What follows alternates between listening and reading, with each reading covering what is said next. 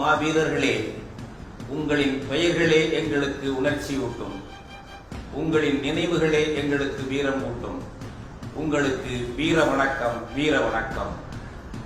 சேர சோழ பாண்டியர்களுக்கு பிறகு உலக அரங்கில் தமிழினத்தின் வீரத்தை, அறிவாற்றலை, மானத்தை மீண்டும் அறிமுகப்படுத்தி அடையாளம் காட்டிய மாவீரர்களே, உங்களுக்கு வீர வணக்கம், வீர வணக்கம்.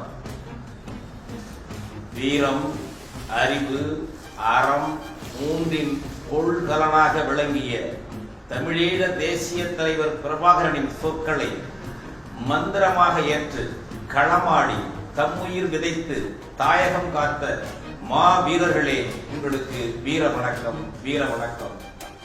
ஓ மாவீரர்களே, நீங்கள் எங்களின் முகவரி, நீங்கள் எங்களின் புத்துணர்ச்சி. உங்கள் நினைவுகள் எங்கள் மனத்தில் உள்ள மாசுகளை துடைத்துவிடும். பதவி, பணம், விளம்பரம் மூன்றுக்கும் ஆசைப்படாத இலட்சிய வீரர்களே இனம் காப்பார்கள் என்ற பாடத்தை நீங்கள் நடத்தி சென்றுள்ளீர்கள். அதைப் போலவே நம்முடைய தமிழீழ தேசிய தலைவர் அவர்கள் யார் எதிரி, யார் நண்பன், யார் இன துரோகி என்பதை அடையாளம் காட்டி சென்றார்.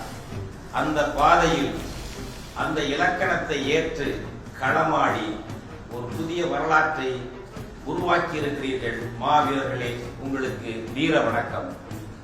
பகைவன் கொடுக்கும் பிச்சை பதவியை ஏற்பது பச்சை துரோகம், சந்தர்ப்பவாதம் என்று காட்டி தமிழீழ தேச தாயகம் அமைப்பதே இறுதி இலக்கு, ஒரே இலக்கு என்பதை நிறுவி சென்றுள்ள மாவீரர்களே, உங்கள் நினைவு பொய்க்காது, உங்கள் ஈகம் பொய்க்காது. உங்கள் எதிர்பார்ப்புப்படி தமிழீழம் பிறக்கும்.